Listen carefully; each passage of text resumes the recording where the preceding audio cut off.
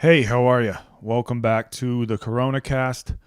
If you recall, on the first episode, I had a very drunk Scouser on, and he will be returning today. No idea if he's going to be drunk or not. It is Sunday night in Guangzhou, China, where he is. He's just going to let us know what's been going down in China. Because the last time we talked, the corona was bad over there and hadn't really even hit the U.S. yet. We didn't. I mean, we probably should have known how big of a threat it was, but we weren't taking it too seriously. So without further ado, let's bring him on. How are you, you prick? What's up with you always calling me a prick? Mate, I don't know, it's one of them things in back home. It's one of them words that gets me. If you call someone it's like Australians with cunt. So if you say in Liverpool, oh, you prick, it means like, oh, you're a good friend. But if you say like, you fucking prick, that's fighting talk, you know what I mean? So when I say, oh, are you a prick, it's like, oh, mate, nice to see you. Yeah, in the U.S., like, cunt isn't really used as an endearing word much, but it's one of the highest compliments you can get in Australia. Oh, mate, I mean, them Aussies are weird. Cunt means you're a good lad, and then when they call you mate, it means they want to fight. It's weird. Yeah, you cross-cultural borders, buddy. So I know, like in China, you kind of work in the import-export business. Have you been able to get back to work, or is China still not shipping things a lot of places? Well, they are shipping things. The problem is that the likes of the UK and Australia, they closed down. So what you know is Chinese New Year. Everything closes for a month. So that coincided with the lockdown. So Australia doesn't export, China doesn't export for a month, but then everywhere else is closed down. But I also do some part-time teaching, and I was home for 2 weeks at Christmas. So I haven't really had a wage for like 4 or 5 months. I don't know if that's a laughing matter. No, I think for once in my life I've grew up a little bit. So I've got some money saved, so I'm okay. But it's not the most ideal situation. But you can't complain because the likes. I did try and warn my brother and my mates, but I mean, there's 900 people dying in the UK at the moment, and I know New York is not faring very well. So in the UK, is it like it's like 900 people per day? Yeah, I think yesterday I'm gonna try and speak a bit more English because a lot of the comments last time it was like, what's that guy saying? So it's funny. Like our first 2 weeks hanging out together, I probably only could understand like 30% of what you said. But then after you're just around someone for 2 weeks, then it just clicked. And now I can at least. How long were you here for, Zach? Sorry, Donnie. How long were you here for? I was in Guangzhou for like 10 months. Is that all it was? I thought it was about 2 years. Well, it was only 10 months, but then.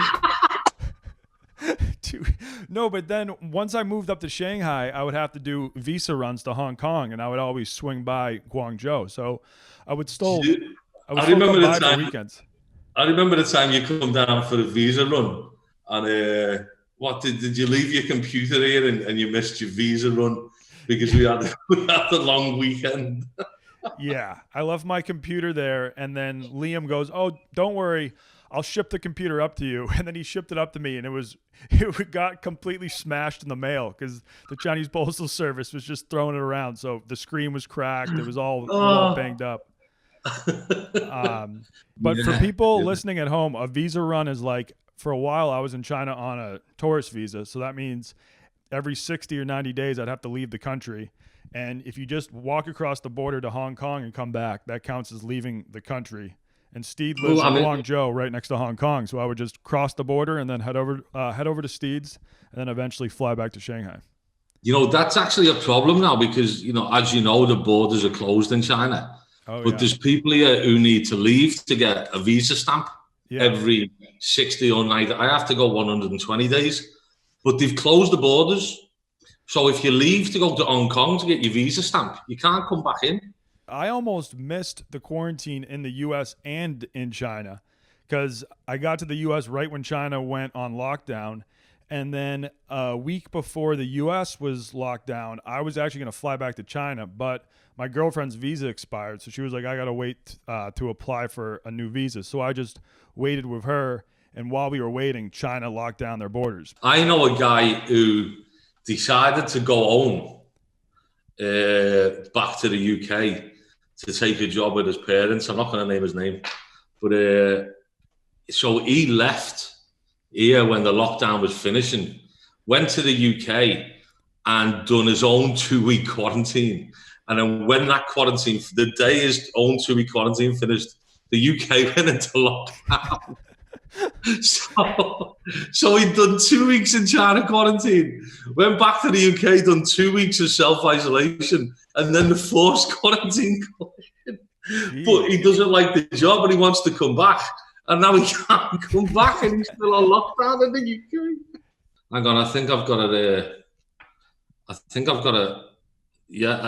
an audio from Neil. Well, it's only 4 seconds, so let's see what he says. Ask him what the average circumference of a pineapple is. Yeah, the average circumference of a pineapple has to be, it could be a foot, I would say. Probably 12 inches. Can I record it and you can tell him? Yeah, sure. Okay, I'm going.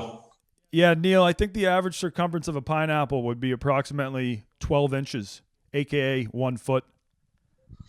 There you go. That's Neil's first question. I wonder what else we get. That's his fun fact of the podcast. Wait, he's still fun, Neil, to be honest. Yeah. What a guy. So I know like the borders are closed, but so does that also mean that people in China can't leave? No, you can leave, but there's now one flight each week to each country. So, for example, if I wanted to go back to the UK, but the flights are now like £3,000, which is about $4,000 these days, one way back to the UK. Jeez. So, mate, like they find a way to whack you, don't they? Yes, they do. But like other than that, the last time we talked, Guangzhou was shit. By the way, is that a vodka Fanta or is that a beer Fanta spritzer? No, I've actually drank my way through about half a bottle of vodka, but then I had some of this stuff in. What the hell is that? Is that peach flavored Baijiu? Yeah. Oh my god. What does that cost? Like $1?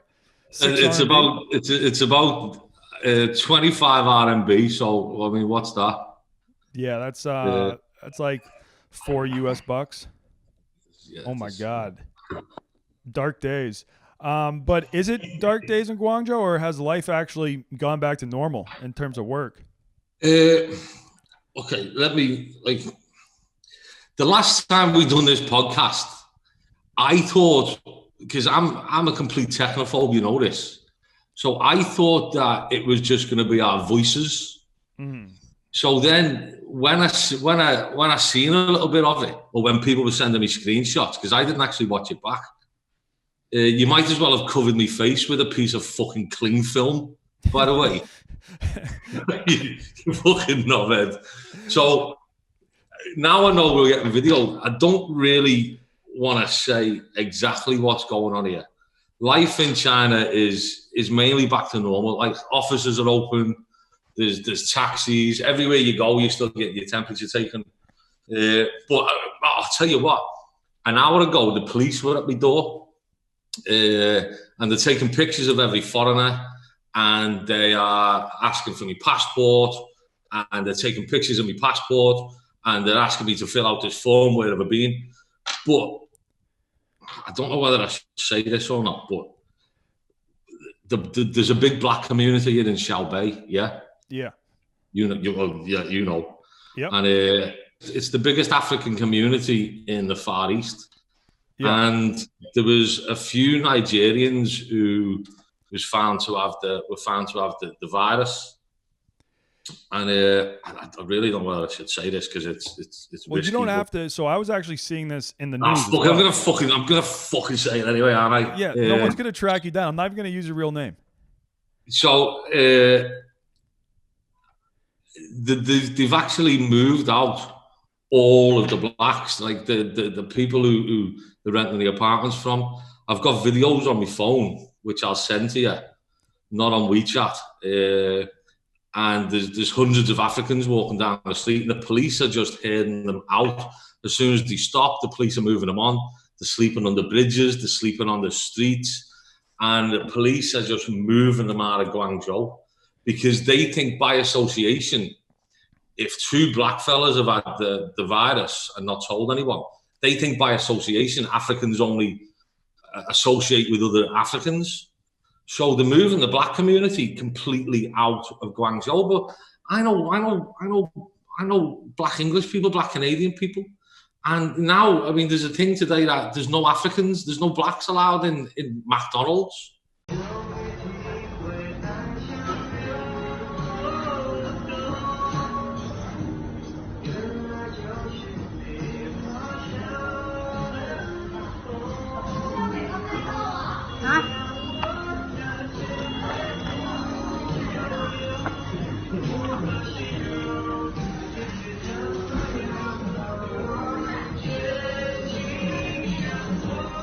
What? Mate, seriously? Fucking crazy. That is insane. So, I mean, you know, mate, you know, China, it is what it is. And, you know, you live here and you have to put up with certain conditions and everyone has a China day. But what's going on in that community right now is mental, mate. Like, seriously crazy. Yeah, I mean, are they like paying for their flights back to Africa, or they're just like taking them to the airport and they're like, get out? You know, I don't want to sweepingly generalize. I mean, Mrs. Batita, her uncle's a policeman, and we actually had him and his wife round for dinner last night, and he was saying it's twofold.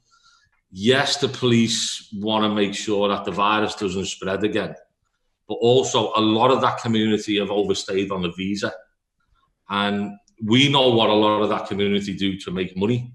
So they're trying to rid themselves of the problem.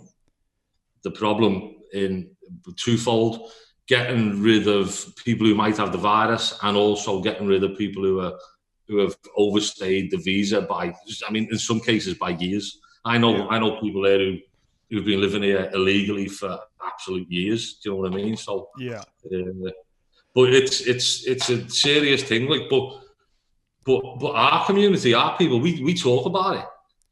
But what can you do? You know, you can't go down and say, stop moving these people, or you can't say to people who rent apartments who've thrown them out, let them back in. What the fuck are you going to do? No, yeah. So, just being like an expat in China, you have no power over that at all. No, and I do realise the privileged position you're in as being a white Westerner here, because it's not that they hold you up on a pedestal, but, you know, they think that we're civilized. Yeah, but now that the coronavirus is the worst in Europe and the U.S., I've heard up in Shanghai, where there's not that big of a black community, that people are actually afraid of white people. Like if they see you walking down the street, they'll walk to the other side of the road. I mean, it's not prevalent because, you know, I try to be as nice as, but if I see a Chinese person in my building, like there was one the other day and he had a Chelsea top on, and I told him he was a fucking scumbag and he should support Liverpool, and he was laughing about it. But, you know, there are some people who, like for example, I was trying to go to some office the other day, and they wouldn't let me into the building because they said, "Oh, you're a foreigner." So you've got this code on your phone, it shows you where you've been. I'm like, I've fucking been here since January the fucking 6th, you little fucking turnip head. Yeah. But you were like, oh, my boss says no, you cannot come in. So other than like getting them and squeezing them. What can you do? Like, I wasn't allowed into a certain area because I'm a foreigner. But even though you were in China for literally the whole coronavirus.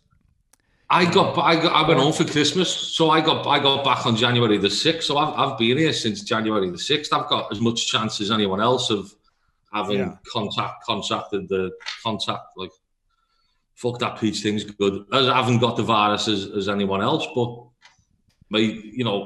at the end of the day, it's China, and as good as it's been to me and to you, they still have these little, but. They're only trying to stop a second wave from coming, because if there's a second wave, it could be devastating. So, Yeah, there was some foreigners that wanted to start wearing a T-shirt, and in Chinese on the T-shirt, it's like it would say, "I've been in China for the last 3 months. Don't be scared." Yeah, I mean, you know me in fashion. I'm probably one of the least fashionable people. Although, have a look at this T-shirt. Look at that. You see what that is? Pretty sweet. Yeah, you see what the color is? Oh, that's the what's it called? Lava bird.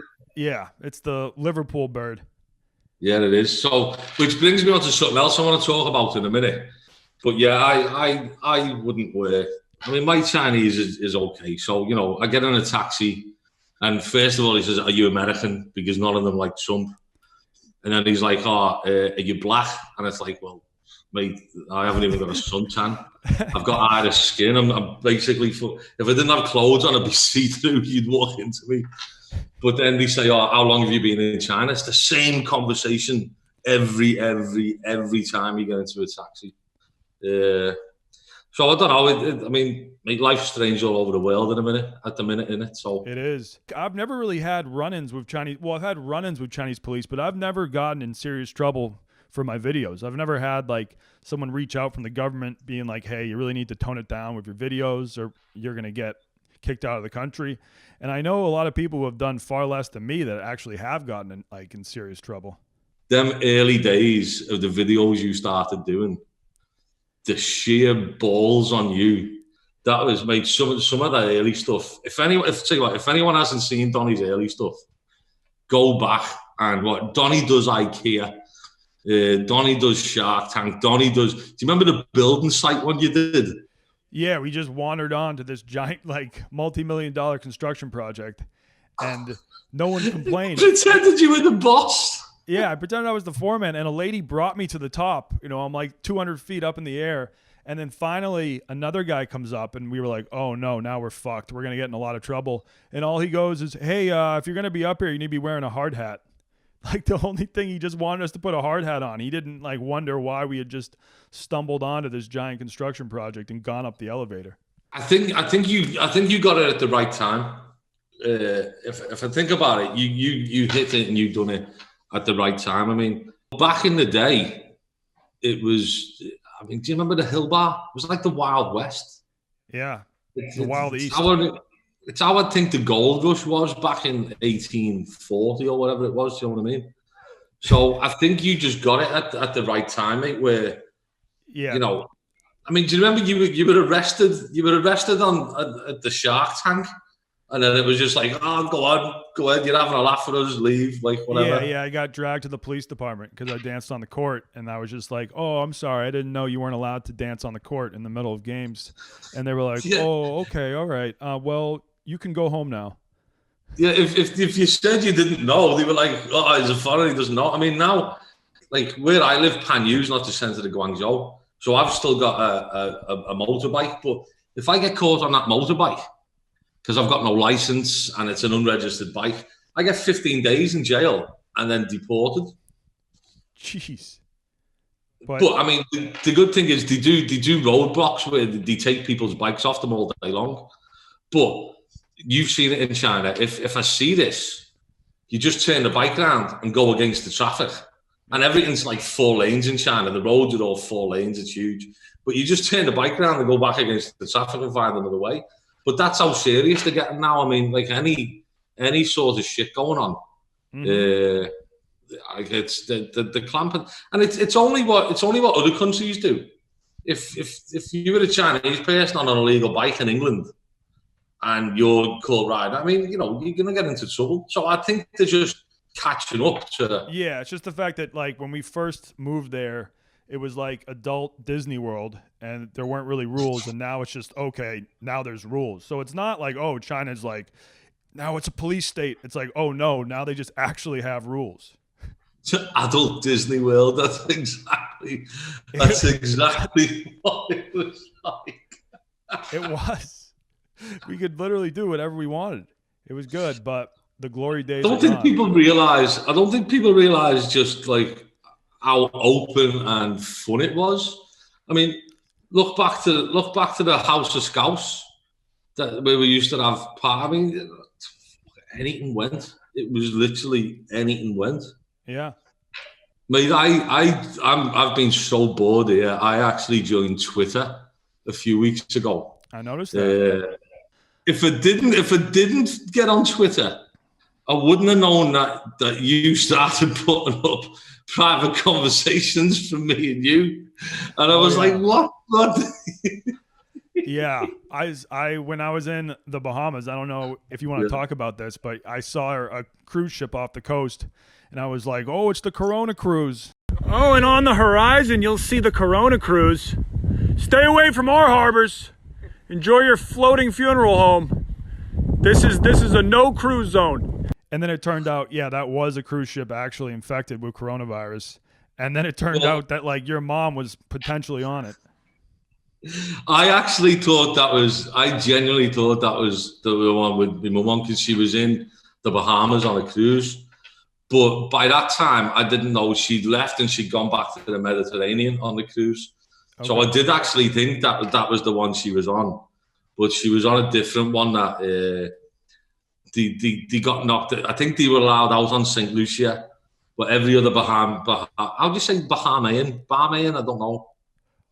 It's actually Bohemian. Bohemian. So every other Bohemian island they got knocked back for. And then when they went to Europe, every docking station in Europe, they said no.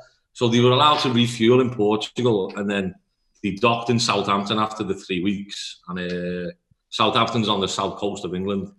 And then she got the bus back. There was a bus back to Liverpool. So it was all good. Everyone was okay on that ship. But yeah, that's how I found out that you'd shared our private combos. Yeah. Hey, I've got another 12-second thing you off Neil. What do you reckon? Yeah, sure. Play it. Okay, hang on. Here we go. Mate, you're actually right. It's 12.57 inches. Oh, there you go. That was close. Wait, I'll tell you what, you did well there. I knew it. I know my fruits and vegetables. There's 20 of us going to Foshan on Tuesday, so we're gonna go and see Alan. Where Paddy's is, where Alan's normal bar is. It's in a district called Uatio, as you know. Yeah. And no foreigners are allowed in bars there at the moment because foreigners are bad. And we might carry the virus. So that's the crazy thing about China. Like right now, all the bars in the U.S. are closed. But, a couple weeks before the lockdown, there were a lot of Americans afraid of Chinese people because they're like, they might be carrying the virus. But a bar in the U.S. could never just be like, no Chinese allowed in here. Like that's something you can't do in the U.S. Yeah, back in England as well. A bar owner would be arrested for that. But in that area, there's no foreigners whatsoever allowed, which is crazy. I mean, like you see what it is before they were testing people coming back in and putting you into quarantine. There was 20,000 foreigners come in before they started testing them. So those 20,000 foreigners, after that, they started testing people at the borders and putting them into quarantine if you had a high temperature. But those 20,000 who first come in, there's now panic to say, maybe some of them foreigners have got it because in other foreign countries, it's going off the scale with this COVID-19 coronavirus. So there's a panic now that those 20,000 foreigners who come in are going to start a bit of a second wave. So But I've also heard a lot of the new cases are Chinese students who were going to school abroad and then they came back to China and had it. That's the majority of the new cases. 77. What I read is 77% of the cases that came in who tested positive. 77% were from Chinese. 23% were foreigners. But everywhere's nationalistic these days. Britain's talking about reparations from China. Trump's being his usual pricky fucking self. India's saying the same. It wants reparations from China. So every government's trying to be nationalistic at the moment and say, we've got to blame someone else, because they're not accepting US and the UK and India. They're not accepting that. They knew about it fucking months ago, but they didn't do anything about it.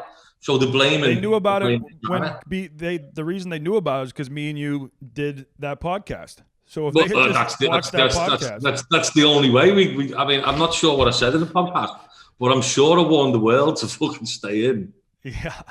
For example, I went into self-isolation here on like January the 26th, and on March the 6th, the fat fuck British Prime Minister Boris Johnson was still saying, let's have this herd immunity. 6 weeks after I was in lockdown here, you can't tell me that they didn't know what was about to happen. Do you know what I mean?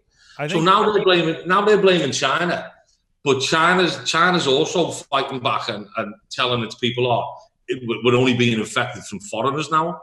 So there's the dirty foreigners thing, and there's stuff on the Chinese Weibo and stuff about dirty foreigners. But the racism that's coming from the Chinese is only mirroring the racism that's coming from like America and the UK. It's every government just being a fucking prick. Yeah. And not a prick in a nice way, a fucking prick. So I know Boris Johnson, when he first heard about it, he was like, well, the coronavirus isn't going to stop me from shaking hands. He was like, don't worry, I'll still be shaking everyone's hand. Have you seen those videos where someone's doing something stupid and they're about to get hurt, and then there's those fellas with the coffin and the music comes? I don't think so. I'll have to throw it. I'll send you it. But there's one of Boris Johnson saying, yes, I went to the hospital and I shook hands with everyone with coronavirus. And then the music starts playing and the fellas with the coffin come along and they're dancing. The overwhelming majority of people, this is going to be, who get it, this is going to be a mild to moderate illness. That for the vast majority of the people of this country, we should be going about our business as usual. Things like closing schools and stopping big gatherings don't work as well, perhaps, as people think. I'm shaking hands because I was at a hospital the other night where I think there were actually a few coronavirus patients, and I shook hands with everybody. You'll be pleased to know. Dan discovered that the Prime Minister, Boris Johnson, has tested positive for coronavirus. It's like, what are you going to hospital for? You're the British Prime Minister. What are you going to hospital for? It's shaking hands with people who are about to infect you. And you're the leader of a country with fucking 70 million people. Yeah. Mate. I think the reason why some people in the U.S. are pissed off at China is because they think the Chinese government is just lying about the amount of people that died from it in China. So they're like, if they had been more open to the rest of the world and told them what was really happening and how many people it was killing, maybe they would take it more seriously. Can we just edit this while I go for a quick piss? Yeah. And I'll come back to that question in a minute. Yeah.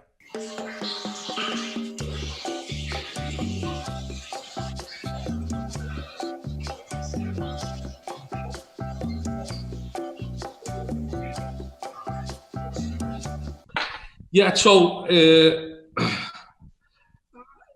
look, me and you are never going to know what the top echelons of government until you're voted in as president, which in this day and age in America, you very well could be. We're never going to know the true extent of what a government's going to say or what a government's going to lie. I've no doubt that each government has waylaid statistics at some point, but whether China lied about however many people were getting it or not, what was absolutely evident to everyone was what the fuck was about to happen. I mean, you know, I remember living in Liverpool in 2002 when SARS outbreak, and I remember thinking, thank fuck I'm never going to live over there, but I'm not going to get it here, party on. And we were lucky at that point, but this one's a mother, this one spreads like a mofo. And, you know, for governments to say whether someone lied about the statistics or not, the statistics were bad enough, even if there was some lies, to say, mate, get yourself fucking ready, get some PPE, fucking, you know, get some ventilators, some masks, because this shit's going to fucking get you. Even if they didn't know how many people were dying in China, they saw that China had closed down the whole country, and there were still like a lot of people that had traveled from China to the U.S. around that same time. Like my friend, when it was already pretty bad in China, my friend traveled back to the U.S. and all they did, they had a temperature gun. They saw that he didn't have a temp and let him right in, but he could still have been a carrier because you have no idea. Sometimes like you can be carrying it for a couple weeks, not be showing symptoms. And then you'll start showing symptoms, or you just won't show symptoms at all until you have already given it to 20 other people. I've got a couple of friends, and when the school ended on January the 10th, which was Chinese New Year, they actually travelled to Egypt, Israel, Jordan, Lebanon, and then they made like all through the stands, and then down to Indonesia, Malaysia. And then when they couldn't come back to China because the ban started, which was like a week before he meant to come back, they flew back to the UK. And this was only 3 weeks ago. And when they landed in the UK, they didn't even get a temperature check. I mean, they like, what? If me and you would give people temperature checks, if me and you were in charge of everything, we'd have done that. But the UK government, in all the wisdom, didn't even give, like, they got off this plane from Indonesia, didn't even give them a fucking temperature check. Like, I don't understand. I don't either. What about in terms of sports? Liverpool looked like they were going to win the Premier League, and now do you know when the Premier League is going to be back on? For anyone who doesn't know, Liverpool, the mighty fucking Reds, back in the day when I was a kid, we won everything all the time. So, but we haven't won the big one. We haven't won the Premier League for 30 years. So we were so close last year, we lost out by 1 point. This year, with 9 games to go, we're 25 points clear. There's never been this lead in the history of football, in the history of English football. There's never been this lead. 25 points with 9 games to go. If we'd have won the next game and Man City lost their game, we would have been Premiership champions. And it got cancelled a couple of days before the game. So, I mean, football, it should come second right now because, you know, with people dying, you know, what can you do? But you can't cancel a season which has only got 9 games to go because you don't even know when you're going to be able to start the next season. So what UEFA have said, which is the governing body of European football, is that it's been suspended indefinitely. So when things start to improve, they will continue the season. Like I was going to go home in May, and my dad can get me tickets for the game. But I've still got a season ticket, but my mate buys it. So I was going to go home. It would have been a great Donny Does video, by the way, because that's going to be a week-long party in Liverpool. But now it's looking like when they get it back up and running, they're going to be played behind closed doors. So I'm 80% sure we're still going to be champions. But you can't complain too much because, I mean, in a small country like Britain, there's 900 people dying every single fucking day. There's more pressing things going on. Why haven't the government got enough PPE? Why aren't the government forced on a lockdown? I'm not picking on Manchester, it's just that it was in the news. But last weekend, the Manchester police broke up 660 house parties in Manchester. Now, people are supposed to be on lockdown. So 660 house parties, you've probably got at least 20 people in each party. If it's 19 people, it's not a fucking party, as me and you know. So I mean that's like 260,000 people partying. Yeah. When there's 1,000 people dying a day, what the fuck? So football comes a distant second at the moment. We deserve it. We're 25 points ahead. There's 9 games to go. No one's going to catch us. But whether it happens or not is up in the air. But I don't know. We'll see. Yeah, I guess there's a chance maybe July or maybe in August they just play some games with no fans. Well, I mean, the next season was supposed to start in August. So what they're trying to say is that they need 56 days to finish all the games.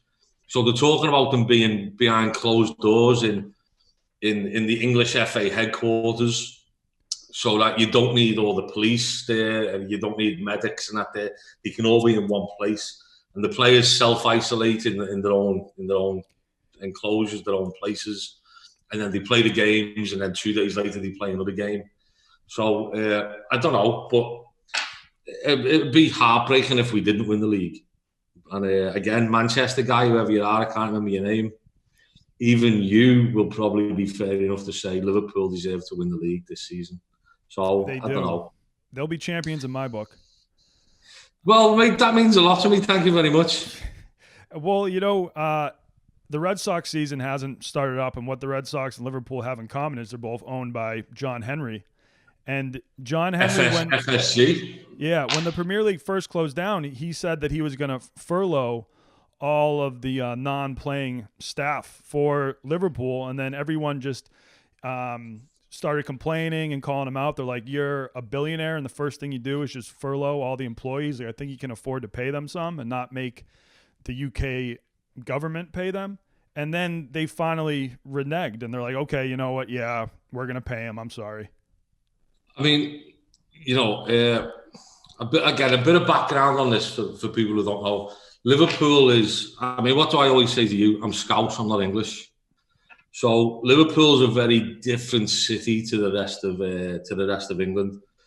It goes back to, we had a major Irish influx in the 1860s, 1850s, 1860s. Most people in Liverpool are descended from Ireland. So it's a very different feel to the rest of England. So once in the 1960s, Liverpool were winning things in Europe. So a lot of Liverpool fans were going to Europe with Liverpool instead of following the England team. And then in the late 1970s, when Maggie Thatcher became Prime Minister, Liverpool hasn't had a conservative MP since like 1840. We're a very socialist fucking city. Now, socialism in Liverpool probably means something different to your American viewers. You know, like a lot of Americans are scared of the word of socialism. My socialism is that everyone should work with each other, and we should all be a fucking collective, and no one should be on the streets hungry, blah, blah, blah. So anyway, our ethos as Liverpool fans and the club is you'll never walk alone. I think that's known around the world. So that ethos, and FSG come in and they made these ads that says this means more. Now, it doesn't mean more to be a Liverpool fan, because every fan loves their club as much as I love my club. But then when FSG took advantage of the government's offer for all companies to furlough staff and the government will pay 80%, Liverpool said, right, we're going to take that. Now, Liverpool is one of the richest football clubs in England. And I think we made £100 million last year. It was £40 million profit, which isn't fucking huge, but it was big for a football club. So there was massive kickoffs. Mainly, other fans jumped on the bandwagon, even though other clubs have done it. Tottenham have done it, Newcastle have done it. But there was massive kickoffs, and people say, "Oh, you say you'll never walk alone, but you'll take government money." Liverpool actually sing songs against the Conservative government when we play football games. And then there was people saying, you can't sing against the Conservative government and then take the money. So FSG made the right decision in the end and reneged on that furlough stuff. And they said, right, we'll pay the staff ourselves. So it was a good decision in the end. But what they did went against every principle that we as Liverpool fans stand for. But they took advice from the fan groups like Spirit of Shankly. And it's a really big fan group, and the Liverpool took advice from them and reversed the decision. FSG have been brilliant for Liverpool. I mean, they bought us for £250 million. What was it in 2010? So 10 years ago, 2011, 2010. And they've turned us, now I think we're worth £2.3 billion. But what they've done with the marketing and the strategies and you know, mainly hiring Jurgen Klopp, who's like, he's the manager, the coach. You know, since then, we've just gone from strength to strength. So they've been good in the main. They own the Boston Red Sox as well. Yeah, and the Boston Red Sox didn't win. They didn't win a World Series for ages, and then FSG came in and they did. Is that right? Yeah, the last one we had won was 1918, and then when they came on board, we have since won 3. Wow. I mean, they obviously know what they're doing. They've got some people in charge of marketing, and John Henry and his wife. She's fucking fit, by the way. John Henry and his wife, they come over now and again for the big game. Have you seen her? Yeah, I have seen her. Yeah.